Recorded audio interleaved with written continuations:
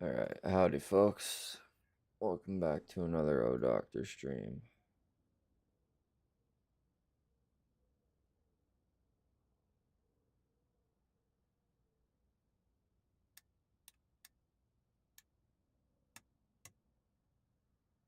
We're gonna do a cold and dark flight in the Cub that's a little bit more suited for some live action.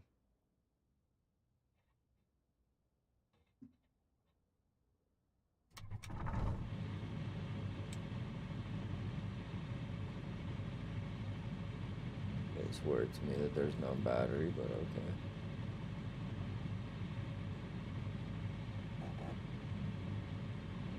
There's the parking brake. Get the push back. Okay, so we're flying from local airport to Maple Grove Raceway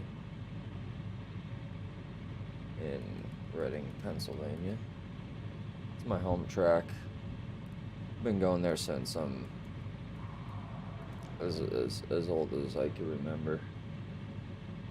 I have some pictures that I'm gonna end up trying to show here in a little bit.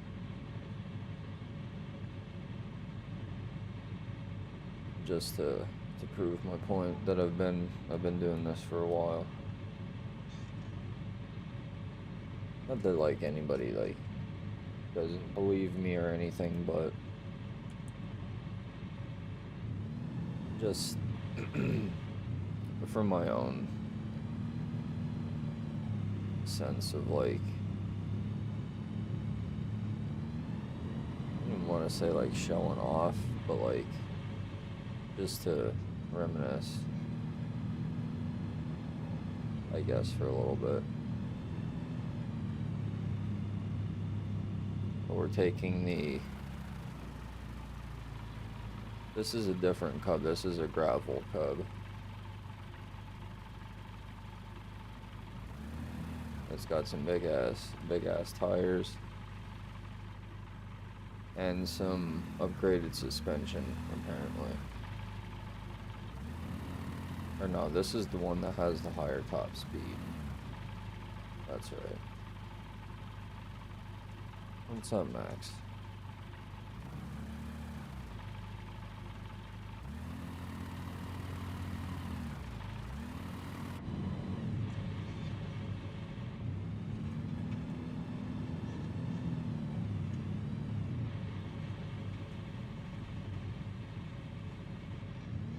Alright, get up in the air.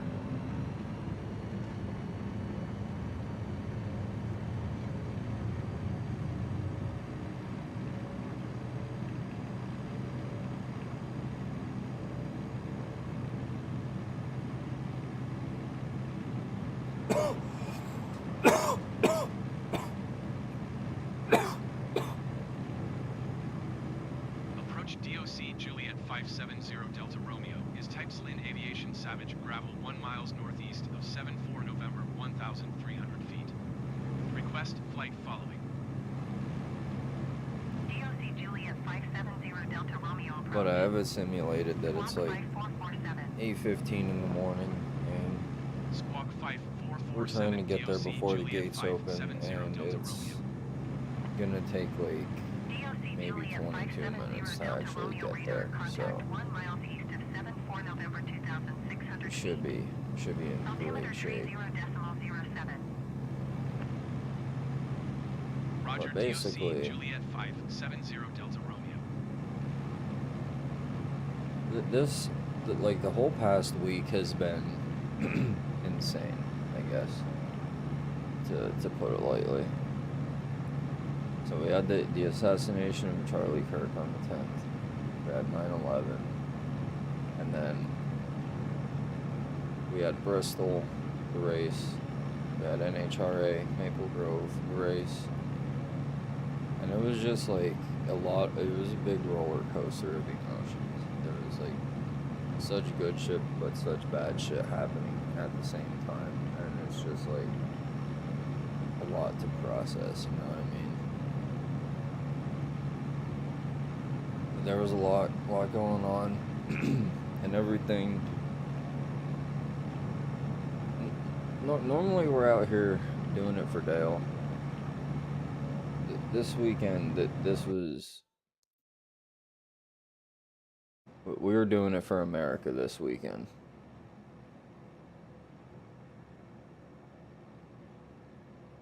You know, there was a lot to pay remembrance to. There was a lot going on, and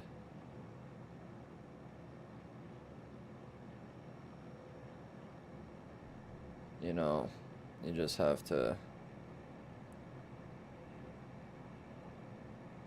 like, I don't really know what to say, honestly. Like the whole Charlie Kirk thing is absolutely wild. I don't,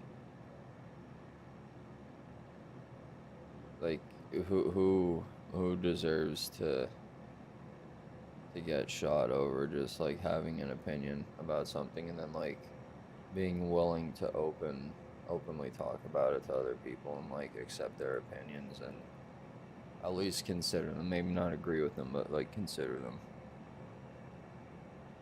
Then there's the whole 9/11 thing. You know, you can't forget about that. That's like, in my opinion, one of the only times that we really came together as a country and weren't as divided as we are nowadays. And it's just different today. Maybe I don't want to like, I don't want to say this. Maybe this, what happened in the past week, brings us a little bit closer together and not stay so divided on certain things, but who knows.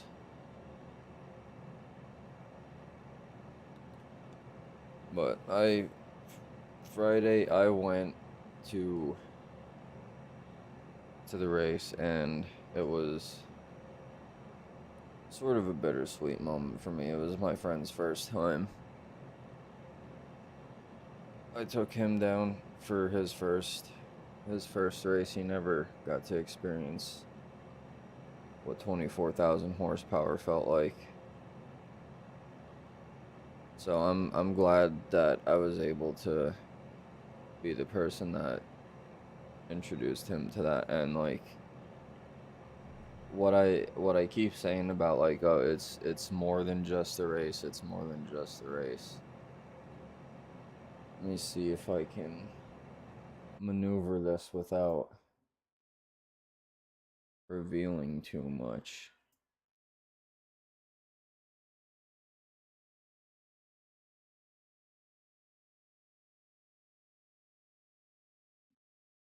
Well, here's me accidentally making TV on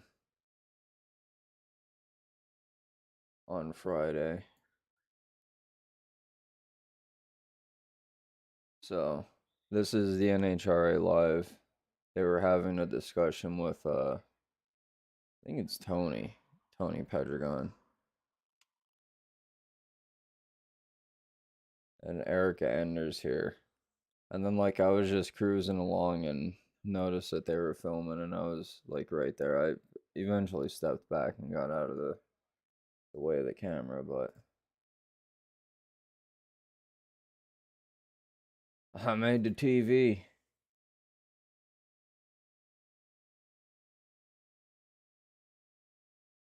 Um, oh, I didn't want to do all that.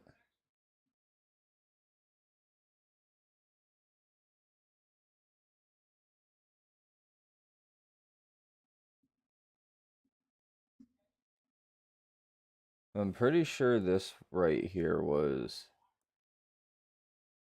my first NHRA race. And this is like from before I could even remember. That's John Force, that's me, that's my grandfather.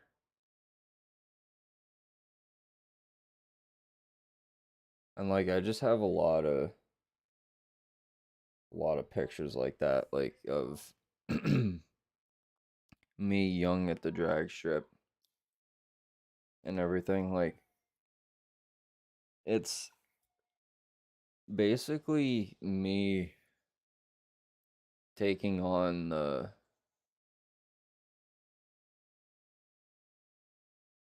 whole, like, doing the drag race as an event sort of thing. And like it just it kind of sucks not being able to go with him anymore. But like I was saying, it sort of equals out, being that I'm the one that gets to carry the torch now and be the one that introduces everybody, takes everybody to it. Although the first year that I went back from not being able to go with my pap, I went by myself last year. And then this year it was just me and my one buddy. But I mean, at least I'm starting to take people. I'd like to take more, but you know, can only do so much. And you know, I paid for everything, so they can't, like, it's an expensive day, don't get me wrong. Like, the tickets actually weren't bad. They're only $50 a piece. But like, I got one meal and it was $18. It was a sandwich with chicken tenders and pulled pork and then fries, and that was $18. Like, it's a little pricey to do, but you know, it's not impossible if you plan it. But it's just like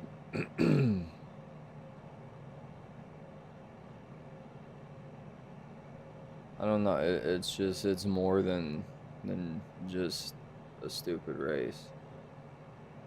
Like, it has meaning to me. Like, I really can't even, like, go there without feeling a way about it. But again, it was great being able to take my friend for his first time and getting to see his reaction. I was like, yeah, he's been around loud cars and like dirt track cars, race cars, shit like that, but like, the NHRA is like, it's different. I don't have, there's no words to describe it. It's ridiculous.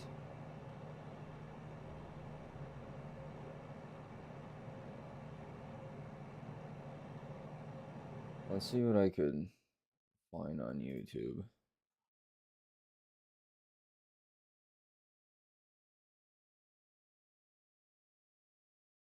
There was a video that I was watching earlier that kind of puts it into perspective pretty decently.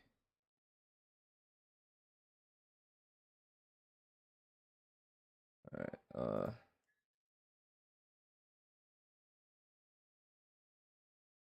audio output, left monitor.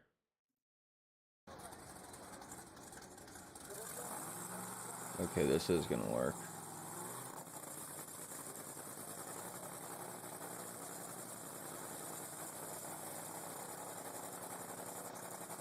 This is the only way I can sort of describe it, is by showing.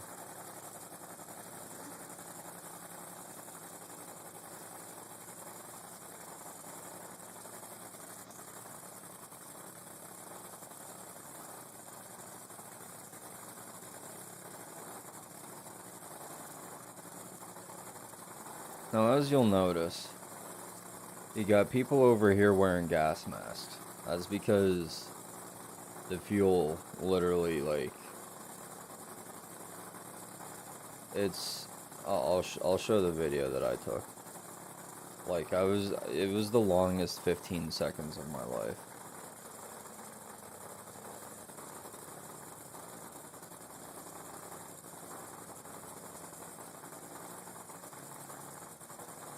I don't know why I'm 8,000 feet in the air. Okay. Now very soon you're gonna notice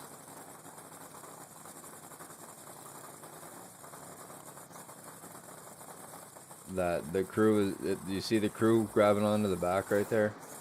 Yeah. Yeah, half the crowd scatters.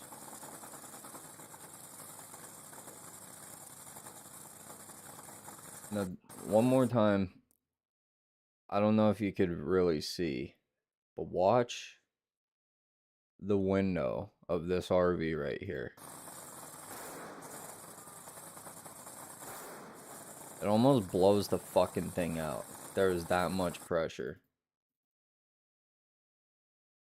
Oh, I just opened Badline, and that is not something I wanted to do.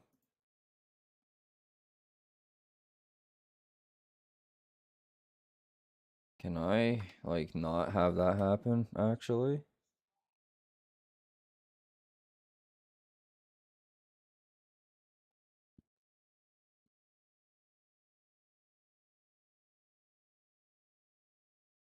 Yeah, let's end that. Okay, back to this.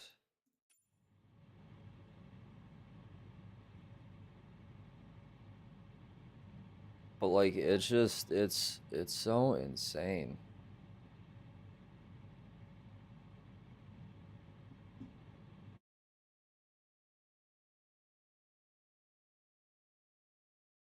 I'll find the video that I took. Hold on.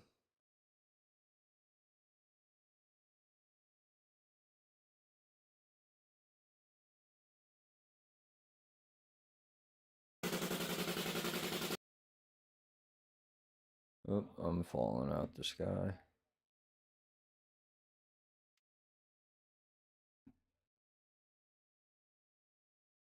Left monitor.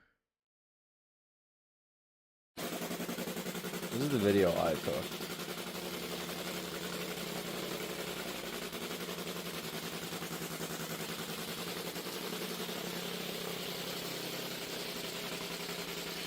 His bro's over there dying. I couldn't deal with it anymore. You could see everybody else walking away. It was fucking bad. It was bad. The one was blowing it right in your face. Right here, there was a fan. I thought it was helping. Wait, you gotta listen to me.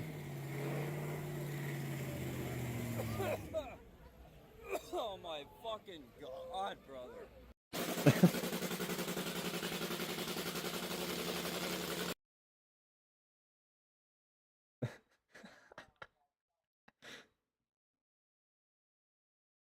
That was like hands down the worst shot of nitromethane I've ever gotten in my life. That was horrible. Like, it was getting to the point of, like, it was starting to get quiet. Like, it was, it was, it was, it was brutal, to say the least. But it looks like we're here pretty early. I don't think that it's 9 o'clock yet.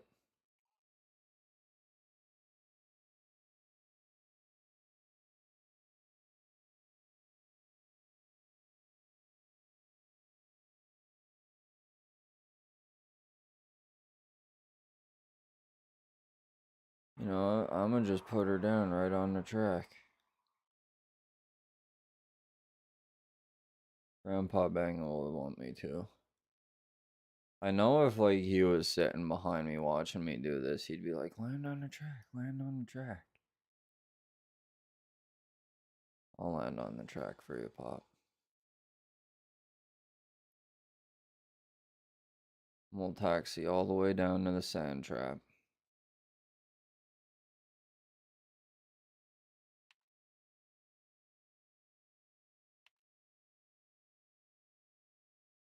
Okay, this looks like absolute trash. I promise there's no houses on the drag strip like that. I don't know why I spun out exactly.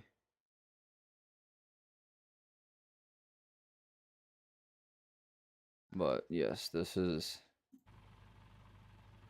Microsoft Flight Simulator's depiction of Maple Grove.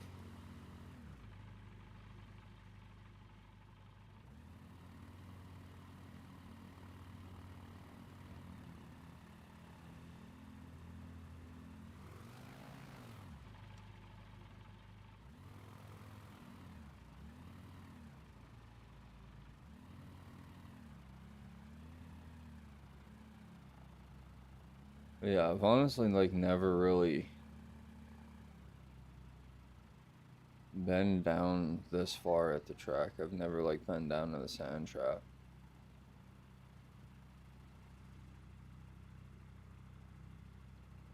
But yes, drag strip's probably very, very easy to land on IRL. It's like almost a mile of completely flat concrete, asphalt, whatever. So they have to be pretty decent surface to land on.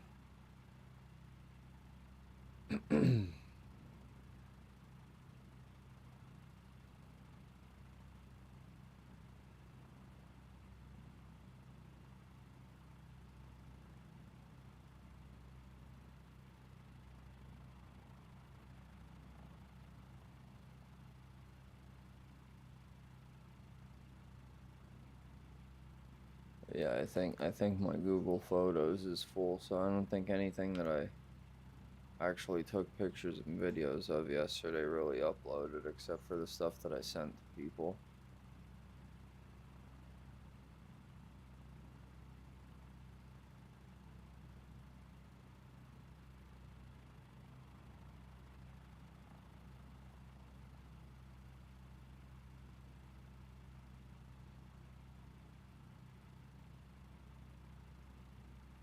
This is apparently the sand trap. So what's really wild about the racetrack is this is a public road right here that they actually shut down in order to have the race. Oh, well, shit.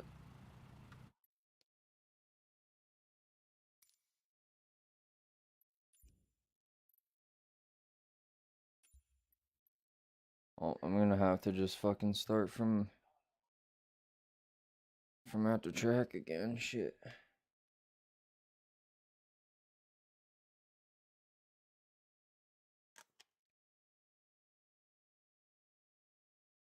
How's it going, Al? I just flew to the track from my local airport. I'm just reminiscing on some stuff. Looking at old pictures and stuff with my grandfather and everything. Being sad and shit, honestly.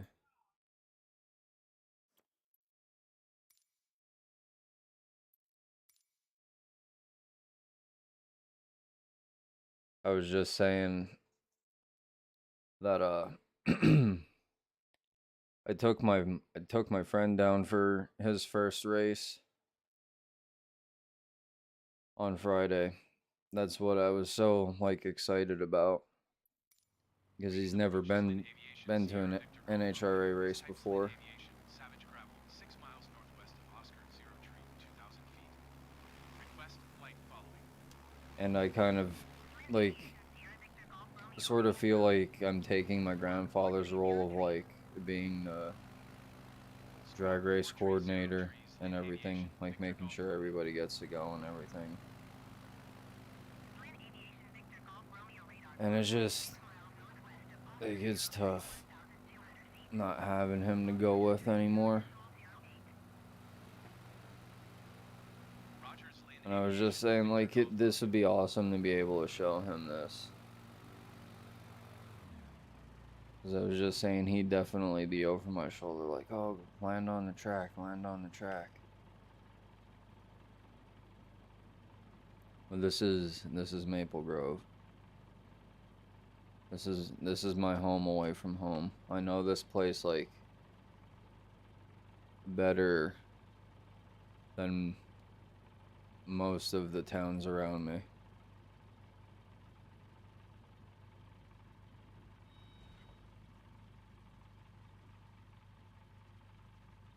I don't understand why I have to spin every time that I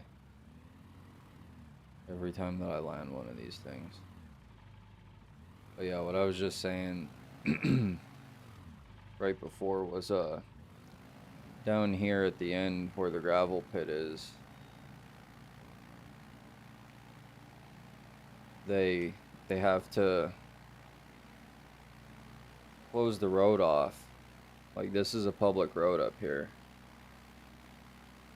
And they have to shut the road down so that way if the cars like lose their brakes or they don't deploy their chutes, they'll go flying into the, well, this house isn't here obviously, but there's a gravel trap there that slows the cars down, and then there's like a fence at the end so that way they don't go fucking flying. But it's hard to slow down from 330 mile an hour when you don't have brakes. But oh yeah, all the time. Unfortunate, well, not all the time, but yes, it's a pretty common occurrence. But right here, this house right here, the one next to the pool, this one, that's the house that I park at. This is the gigantic house with the lake that I always gawk at every time that I come. But it's just, like, the area just reminds me so much of home. It's just like thick, dense woods, back roads with all of the curves and elevation changes. It's fun. You have to pay attention to drive. It's fun to drive.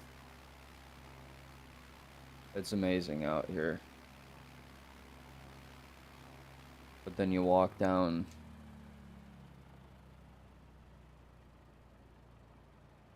you walk down this road, and then once you get like right past this corner, you can see all the cars parked, and then you start to hear all the gasser cars running and everything. And once you make that turn and you see the wall and the grandstands, it's such a good feeling. I swear to God, the air smells different down there too. It's such a more crisp air. I don't know. I live right next to a landfill, so that probably has something to do with it. My old singer Dexter used to run his own rail. We used to call him Dragster instead of Dex. That's funny. Like country living reminds me of my old hood up in New York, upstate. Yeah, man, it's peaceful. It's peaceful. It's quiet.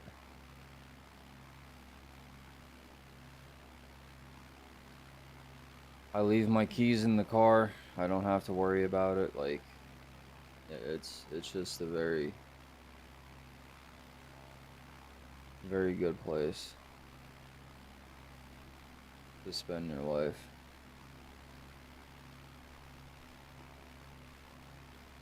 But yeah, I was explaining to everybody like the magnitude of what these cars are, and like why it's such a spectacle, why it's so hard to put into words. And I played this video. I'm gonna put it up in the corner here. So in the top left, there's gonna be a little extra video going on. I gotta turn this on. But what I want you to notice is there's gonna be a point in time where the ground crew comes up and like grabs the back of the car by the wing. And then when the car hits the throttle, watch all of the like half of the crowd just completely say, yeah, fuck this. And then B, watch the trailer, the tractor trailer behind it. Look at the window as this car hits the fucking gas. It is disgusting.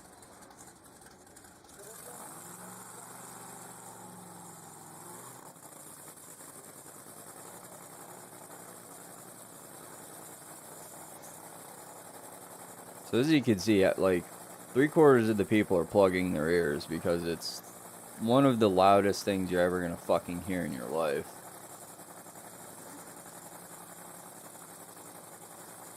But then you notice the guys that are up next to the cars, they're wearing gas masks because the fuel is so potent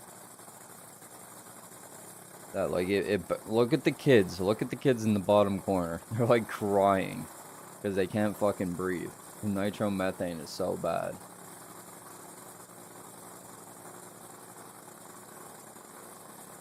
Alright, they're starting to work around the back of the car. So what they're doing is they're testing the transmission, making sure that the clutch packs are engaging and everything. They do that before every run. Each run, they rip the engine down to a bare block and rebuild it.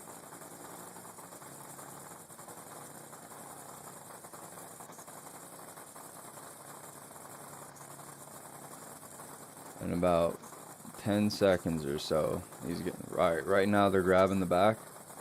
Now watch the crowd.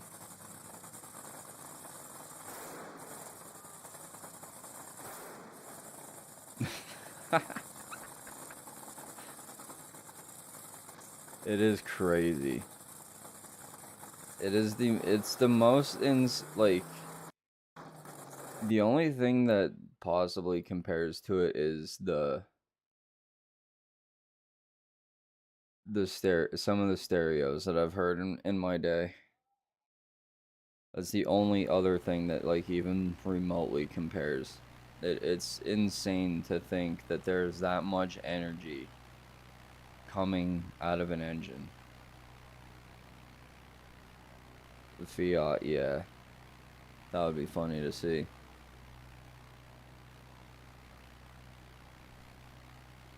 But like, man.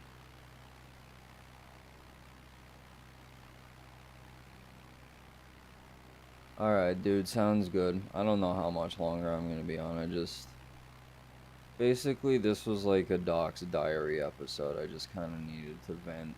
Like, even if it's to nobody, I just needed to, like, talk and get some stuff off of my chest. 'Cause, like, it's been a little bit hard on the boy past couple of days.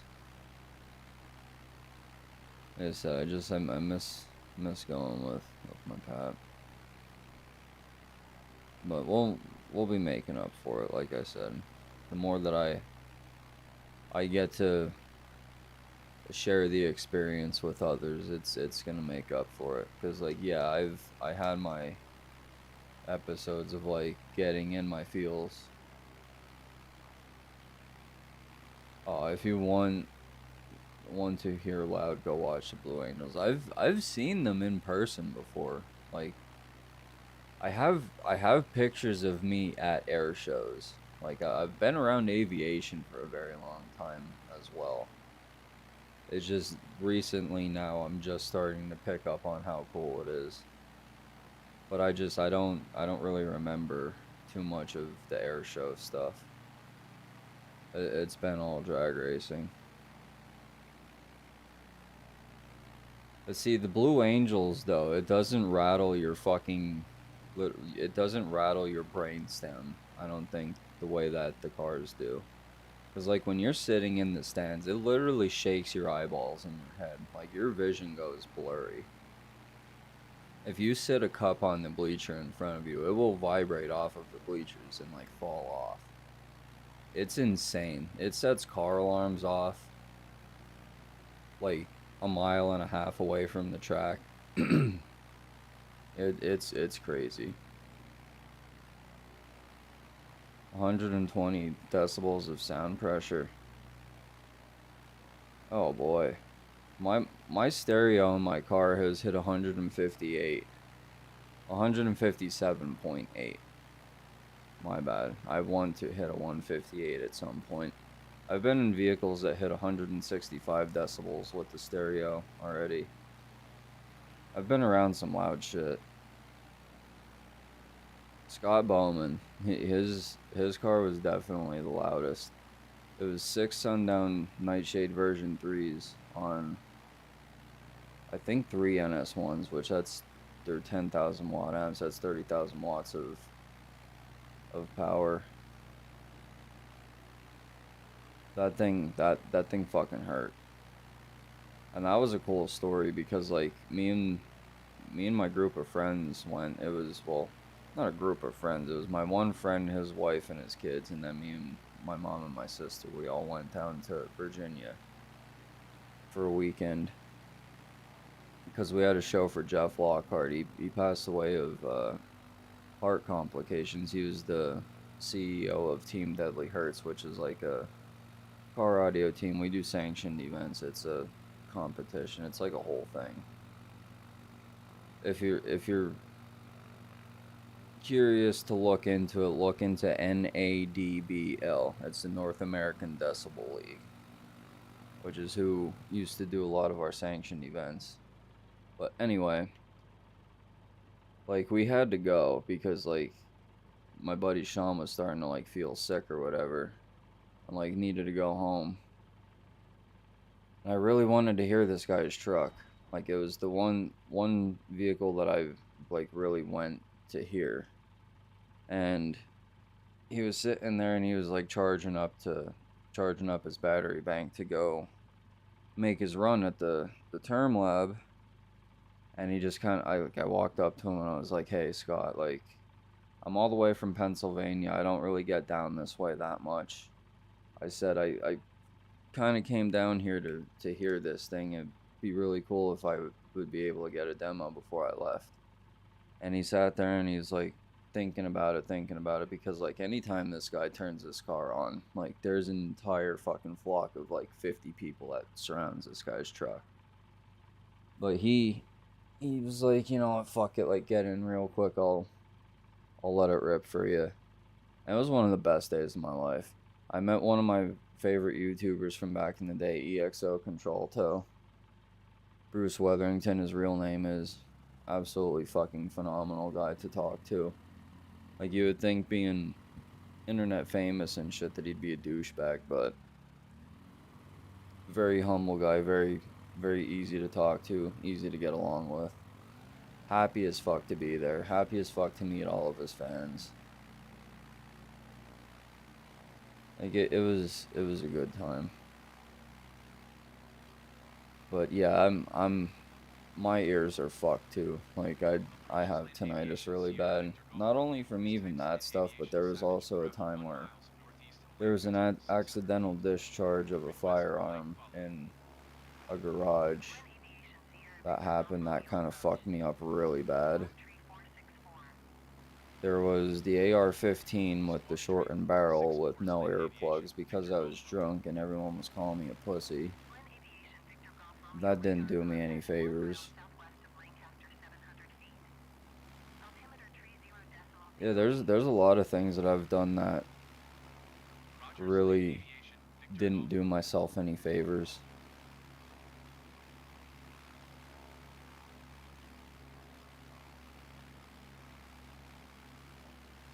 I don't know.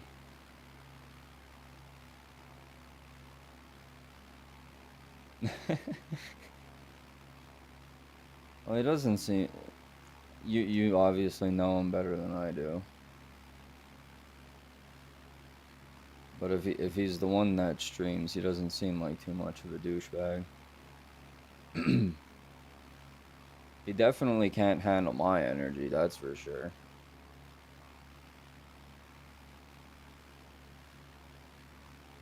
Oh, okay.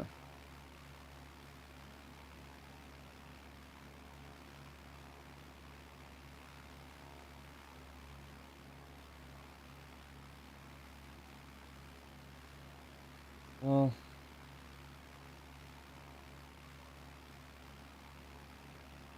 sometimes that just happens to people. There's this YouTuber that I used to watch, Whistle and Diesel. Well, I still kind of watch him. Whistle and Diesel. Like, I don't know what this guy's story is, but he seems like he got bullied a lot in school, and like now that he's got money and like all this shit, now he's like too good for anybody, and I hate shit like that. That's why I like Cletus McFarlane, because like he's the only YouTuber that didn't turn out like that. Like he's still a decent guy, at least it seems. I don't ever see anything bad on the internet about like him treating any of his fans like assholes when they run into him and everything. You know, instead of buying all this property to keep everybody away from him and buying all these supercars and all this dumb shit to make videos with and play with by yourself on your fucking 200-acre property where you stay in the center of it so that way nobody can bug you. And Cletus buys a racetrack so that way all of his fans can come out and enjoy the shit that he does with him. And boost the local economy at the same time, because like 10,000 people show up to his event. Them 10,000 people need food, a place to sleep, perhaps a rental car. Like, I don't know. Anytime, like anything that he gets for like the channel, like he got the Carbon Cub, right? Spends like $700,000 on an airplane. First video that he makes with it, he literally says like, everybody can fly this thing, like everybody could use it to get their pilot's license. All you got to do is like pay for somebody to come out and teach you how to fly it and pay for the classes and shit. He's like, just put gas in the plane and don't crash it. You guys could use it. It's our plane. Like, he says everything is ours. He doesn't say mine. He says ours, like it's the team's, like we, like not only I, it's all of us together collectively. And like, that shit matters to me. Not being greedy and like being able to actually provide for the people that provide for you speaks a lot to me. And that's why I look up to him and appreciate him the way that I do. Because like, I'd be the same way. If I would hit it big like that, I would want to help all my friends out. Like, I'd want to get them out of their shitty production jobs and get them doing something that they actually want to do, and like give them the treatment that they deserve. Like, I don't know. Kind of like DT. I don't know who DT is, but yeah, let's go with that.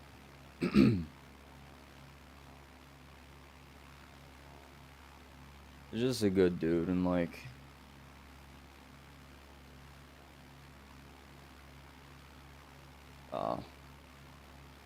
yeah,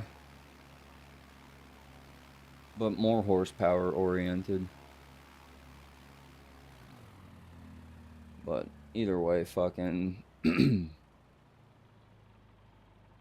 like my pap used to always come into my bedroom when I was like 16, 17. Who are you watching, Cletus? I'd be like, yeah. Like, what's it to you? And then he'd like pick on me a little bit. Like, dude, like, he's out here doing everything that I wish that I could do. Like, of course I want to watch it and follow along. And then now I have a cool story of fucking, I've basically watched the guy acquire everything that he has, and I've been there from the start. And basically get to sit here and say that I'm more proud of a guy that I've never met than anybody that I've ever come in encounter with in real life.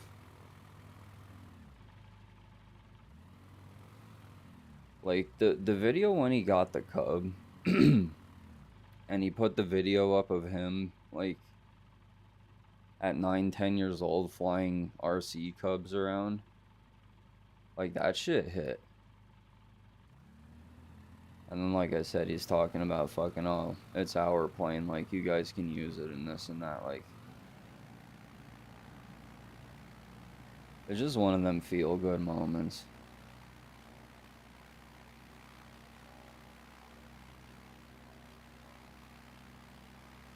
I guess we'll fly to Harrisburg and then I'm gonna cut it off. Approach Slin Aviation Sierra Victor Golf Romeo is type Slin Aviation Savage Gravel 1 miles northwest of November 71700 feet. Request clearance to transition Charlie airspace. Flynn Aviation Sierra Victor Golf Romeo approach. Squawk 754. Well, I don't know, man. That's a little. 11 Slin Aviation Victor Everything that he be doing is a little far out of my reach, but Victor Golf Romeo radar contact. like even just to like be 1500 feet. a custom fabricator in like a race shop, Maintain on navigation. to like just do something to where like I feel like I'm actually gonna get some sort of recognition. Like I'm not one that craves like attention or like the good job or anything. Obviously, like I want to hear that I'm doing a good job from the person that is like employing me every once in a while, just so that way I don't feel like I'm not doing enough. But like I'm not sitting here craving praise, you know what I mean? Like I just want to feel like I matter, at least a little bit. And I just don't, like, ever.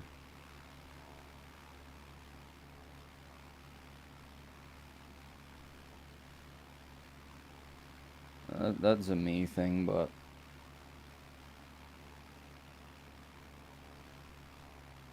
I don't know. I've not had the best upbringing, and some things still bother me. But I don't think that I turned out too bad. You know, I have a job, I have a roof over my head, I have a relationship that I'm happy in, for the most part. For the past 7 years of my life, we have a dog together. For some days are a little bit tougher to get through than others is all. You know, I'm doing fine.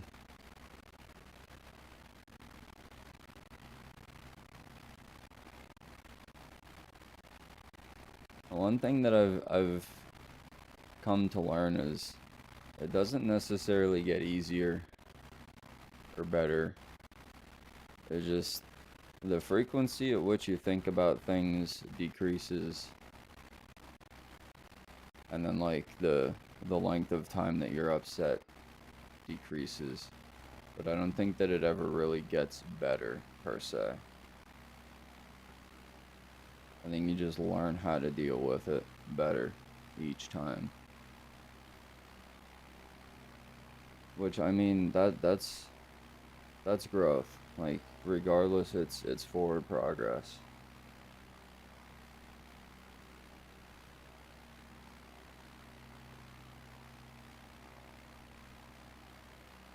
Oh yeah, I'm not sitting here trying to say that my life is over or anything, or like that I'm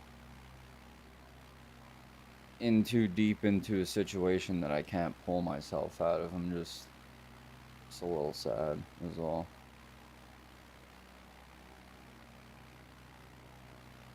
like I said, I was just going through pictures and thinking and stuff and just reminiscing. I'm good. I just needed to talk.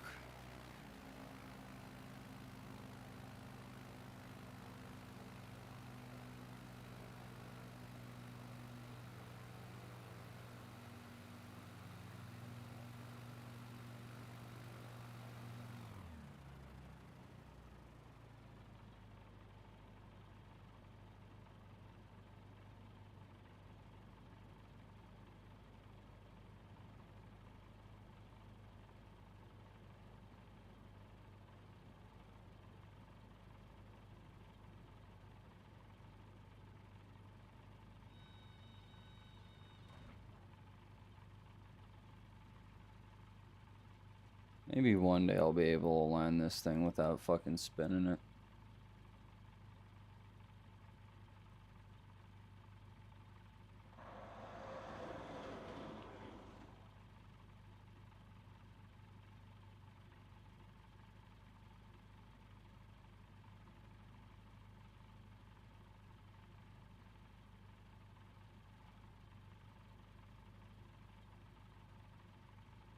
Yep, that's what I've been trying to do. It's like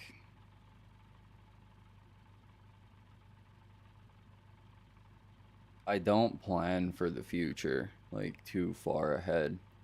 Realistically, I didn't really think that I was gonna make it much past 25 because like I was thinking that I was having some health complications that ended up being not as bad as I originally anticipated. But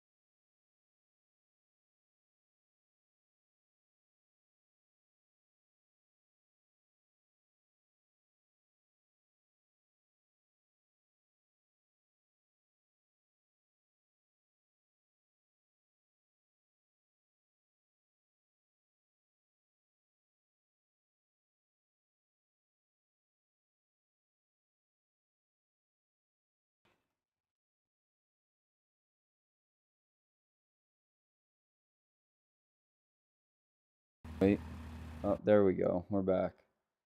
We're back.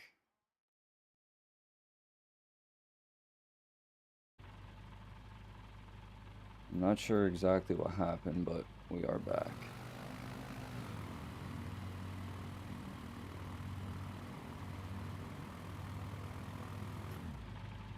I'm going to turn the audio output off because I don't know what it's picking up.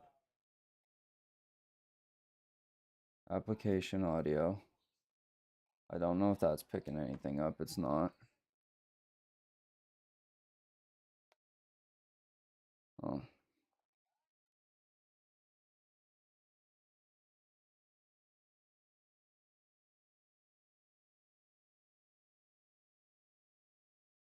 Yeah, I'm working on getting the money put back away. COVID kind of fucked that up.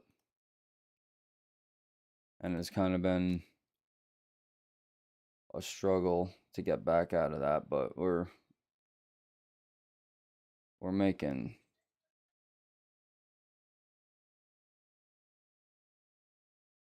Oh, I already have the 401k set up through work. That's already been going since I'm like 18.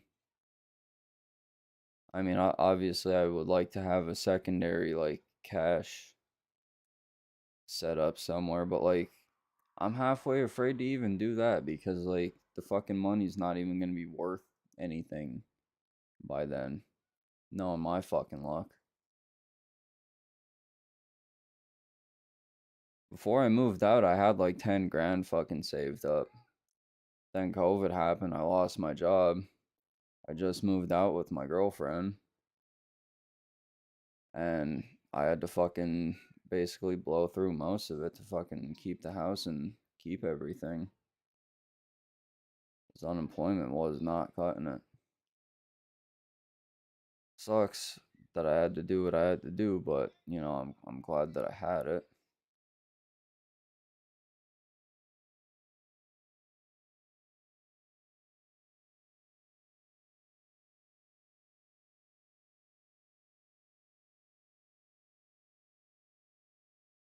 I don't know, there's a lot of shit that happened that was out of everybody's control.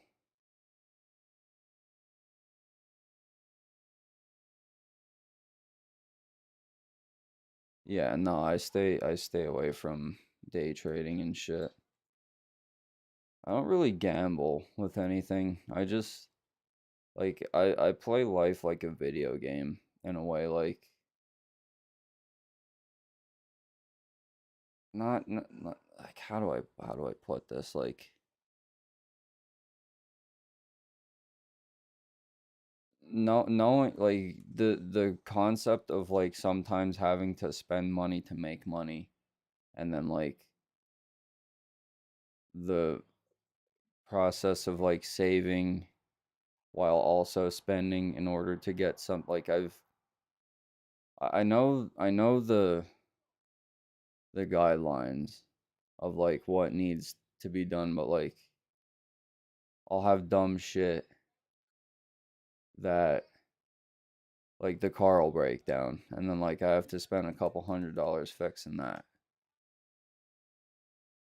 rather than spending fucking thousands of dollars on a car payment. I'm team shitbox to where I'd rather spend $1,000 every year if I have to on a shitter rather than spending $600 every month on something that I just plain out flat don't want, you know,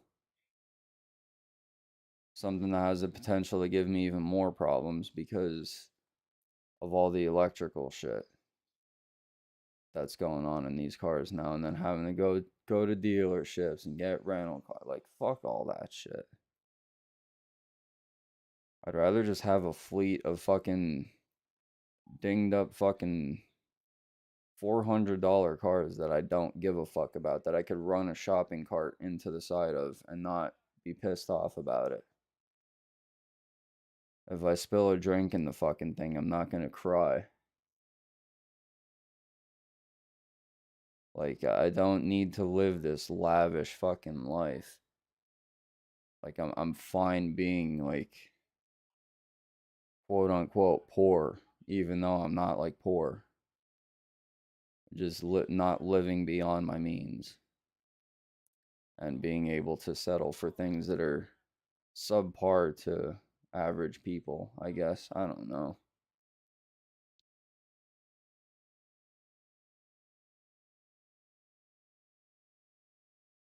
I like Cavaliers, man. What can I say?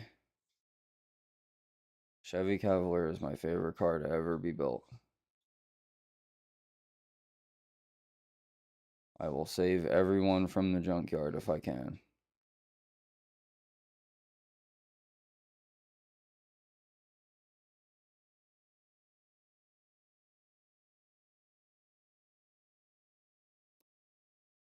See if I can land at my house.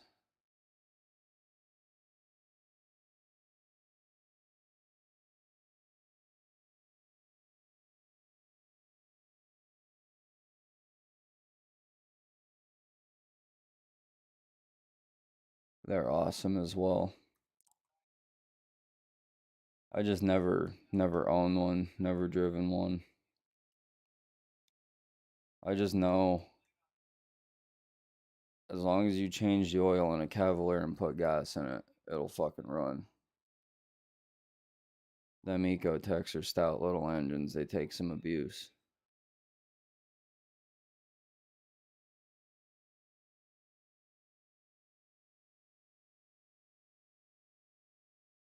Nice. That was your first car? That's sick. Mine was unironically a 2000 Cavalier 4-door. I liked it so much that I went out and I bought another one. Well, I bought a newer 2-door 5-speed, but it was same color. Both of them are black.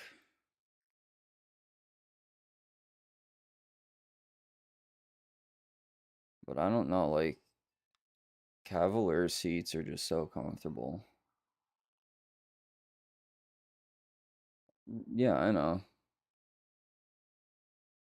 Just like there's a Saab fucking 9.3, Nissan 180 SX, Nissan 300 ZX, Datsun 240, Datsun 180. I'm familiar.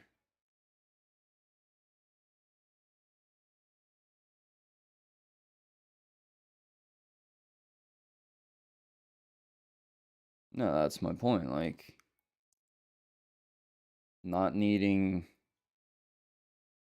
the. I mean, they can be fun. Like, obviously, I would like something nice. But again, I don't want anything brand new off of a lot. Like, a nice car to me would be. Shit, I don't know. There's a lot of nice cars, quote unquote, that I would like to drive that aren't brand new and like under $10,000.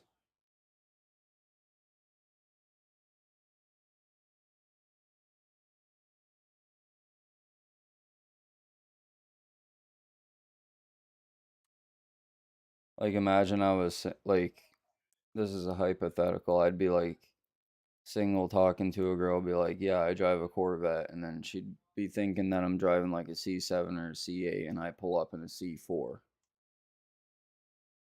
Like, not even a cool one, like the junkiest shit box that you could possibly think of.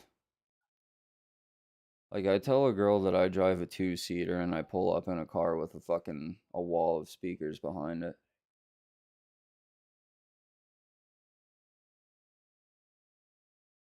Fucking beat to shit because of vibrating itself apart. Creaks, rattles, fucking suspension's all blown out. I don't give a fuck. It gets me from A to B, and I smile when I drive it.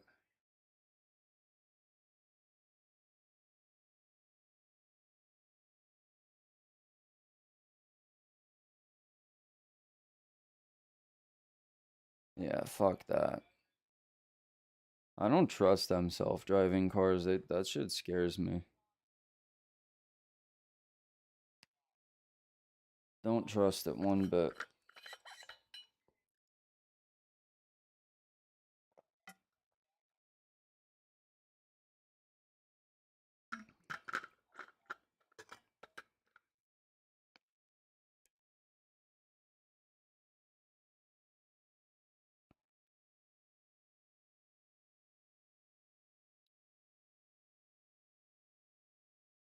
I mean, yeah, there are definitely some people out there that shouldn't be driving. That's for sure. But like, I'd be worried about the computer fucking up.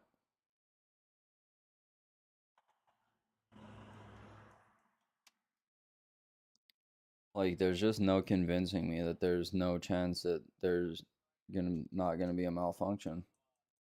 I just don't believe it.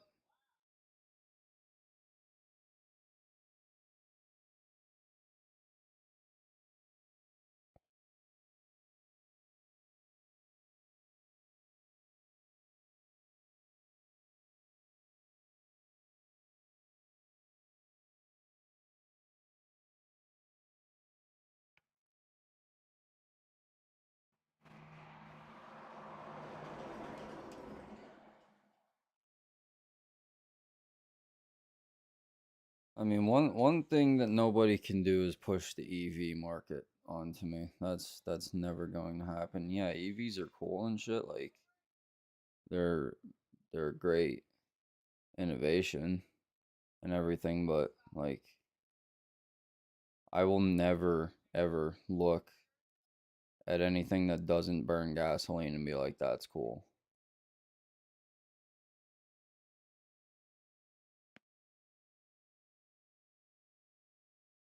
Like I seen a fully electric dragster the other day do a burnout, and I was like waiting at least to hear like the electric motor spool up or something. I didn't even hear that.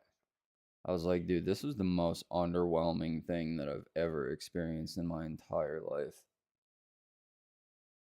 Like that was a joke.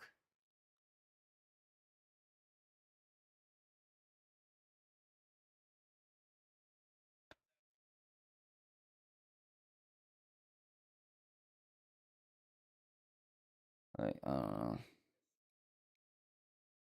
That shit's made for like golf carts.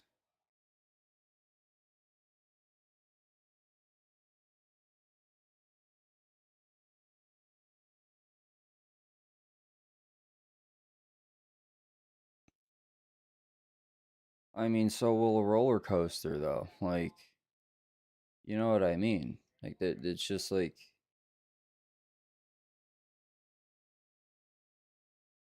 I'm flying to Bendigo. This is the airport that's like right near my house.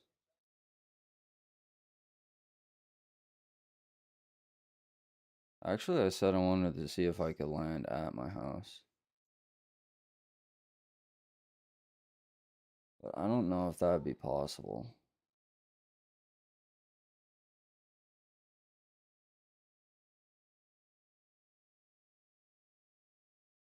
So basically, this airport, the mountain that you're looking at, like right in front, like right where that little grass patch is, I live right at the top of this mountain right here.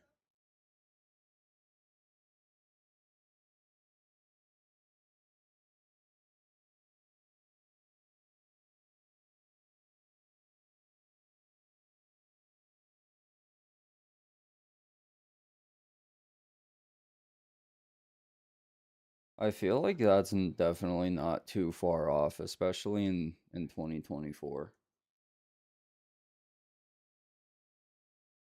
Especially being that you can get out of the plane and shit.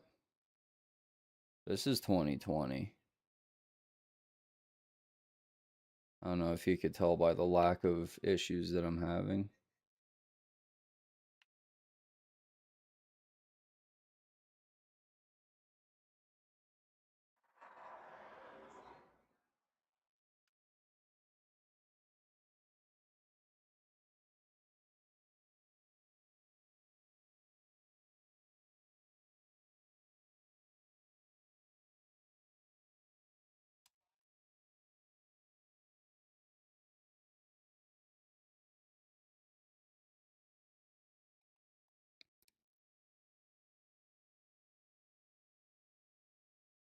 Yeah, it was honest. That was flawless yesterday. I was shocked.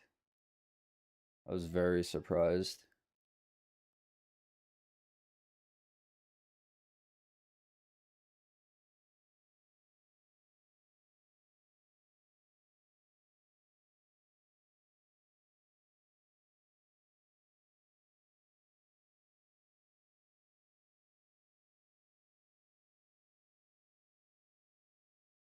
Especially good stuff except for missing Drake joining. Yeah, well, you'll have that on them big jobs. But fucking yeah, it was very relieving like being able to play and not like want to just smash my face off the table repeatedly.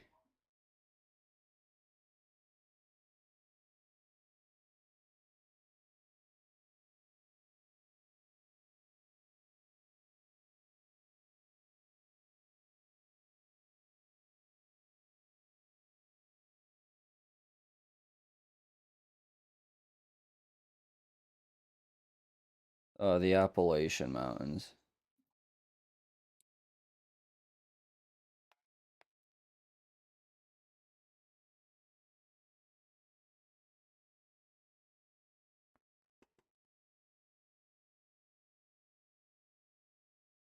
The Appalachian Mountains, and then, like I was saying, we have the Susquehanna.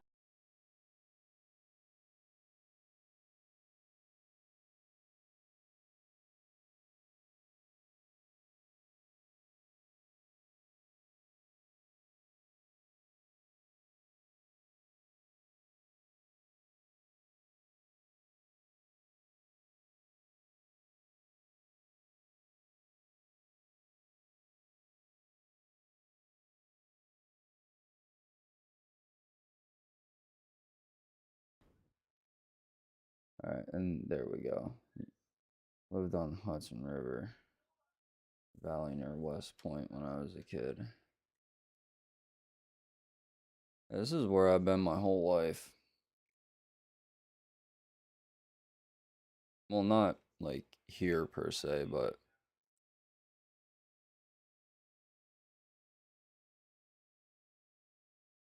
okay, I need to go this way.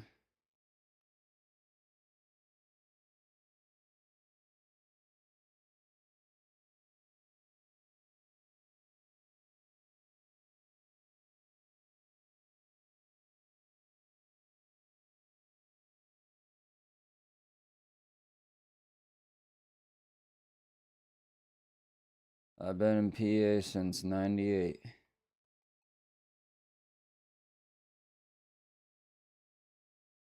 I don't plan on leaving.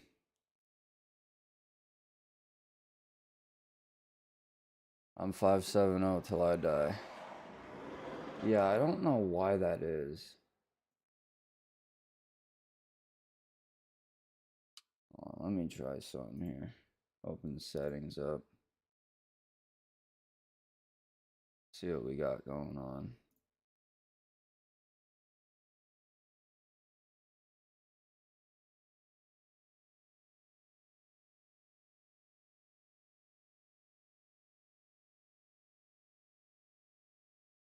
Says I have no game sound coming through the Yeti.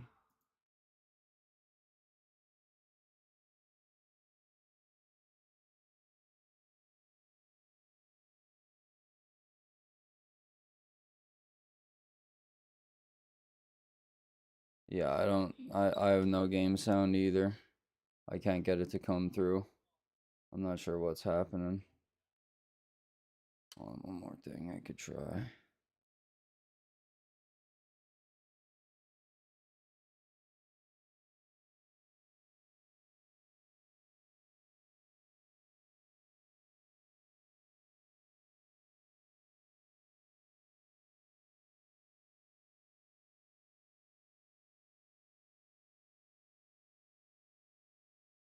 Try this. How do I stream OBS? Yeah.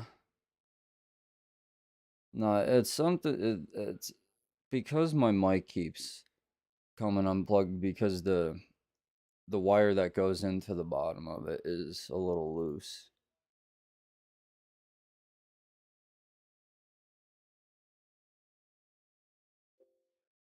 That's our issue right there.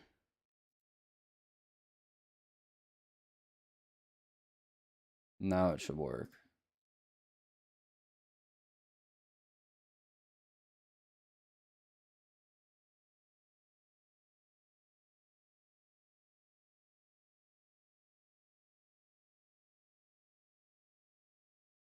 And it did not.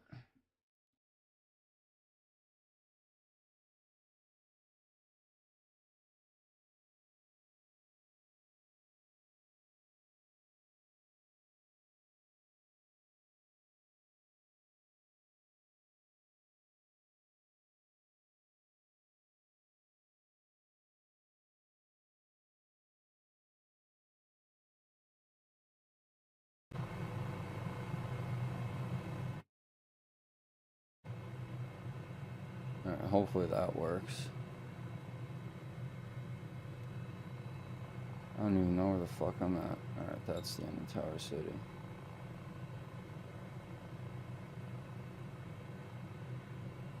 Weird thing is, I got nothing though. I can't hear anything.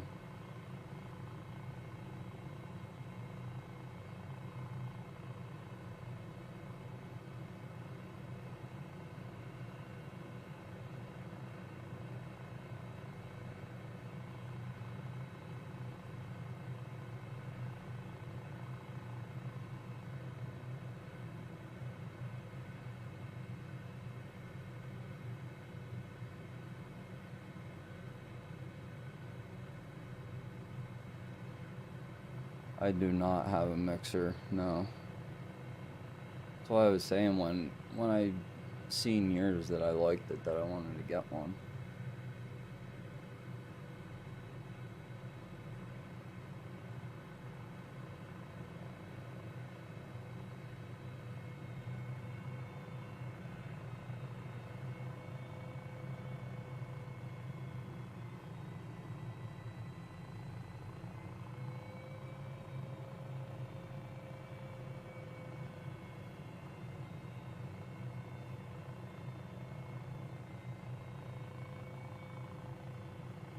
I live in this little town here.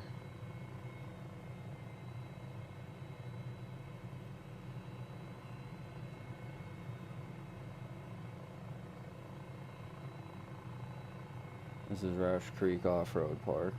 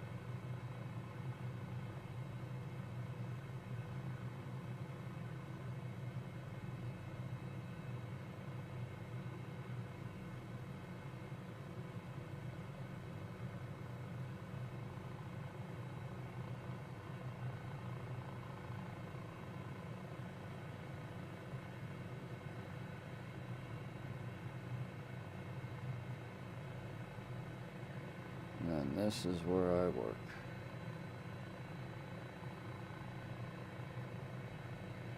The scenery is like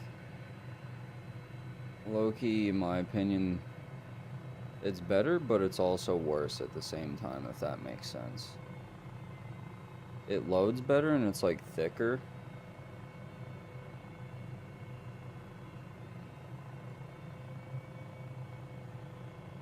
But like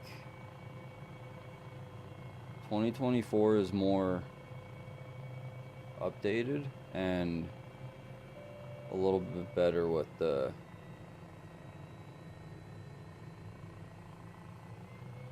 like elevation, in my opinion.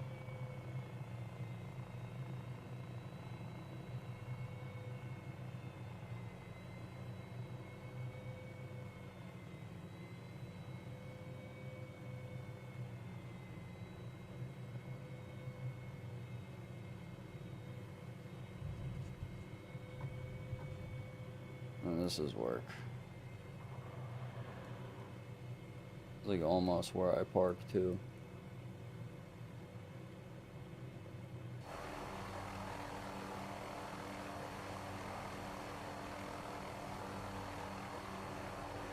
Yeah, yeah.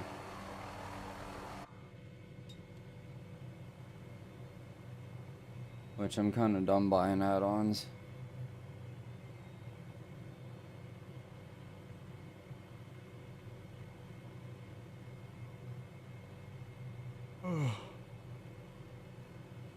I can't really think anywhere else to go.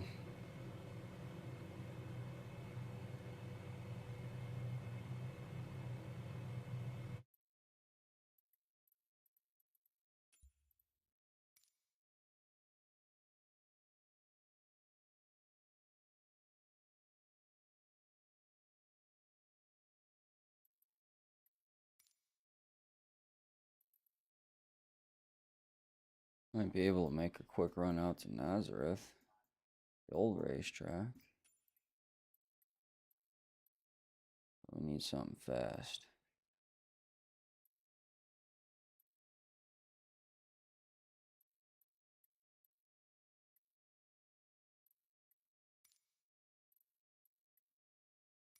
I'll give you a demonstration of this one. I'm out. Wife goes into town. 3 days streaming coming up. Alright, I'll just go then too. Fuck it. I should probably go to bed. But thanks for hanging out. Anybody else that was in, I appreciate you as well. Hope everybody enjoyed. Sorry it wasn't as lively as normal, but